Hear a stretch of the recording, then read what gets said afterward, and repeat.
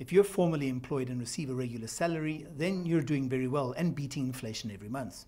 That's according to the Bank Serve Africa Disposable Salaries Index.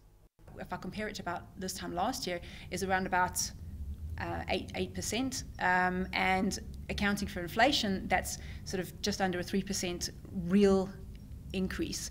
So that means that people are actually getting more money, even after accounting for inflation, which is quite positive news for people who are formally employed in South Africa. And as these salaries rise, it's a good news story for the people in jobs, but it's not as good news story for the people outside of jobs, and it does increase inequality. But there has been a big change in the minimum salary base. We are now in a situation in South Africa which is quite pleasing to see, that more than 80% of salary payments that are going through the formal system are actually more than 4,000 Rand per month.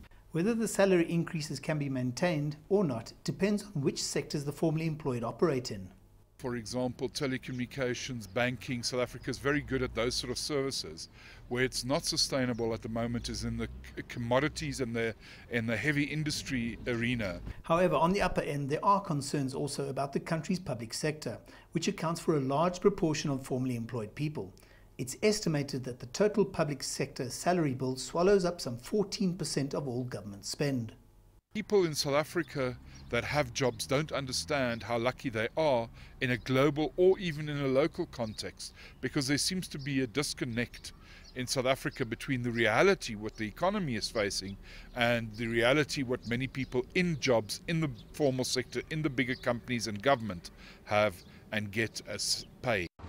This data that was released today is fairly good news if you're in the corporate sector. If, however, you're one of the 25% of people who are unemployed, it doesn't make any difference at all because you don't have any prospect of finding a job in the short term. I'm Angelo Coppola for CCTV in Randburg, Johannesburg.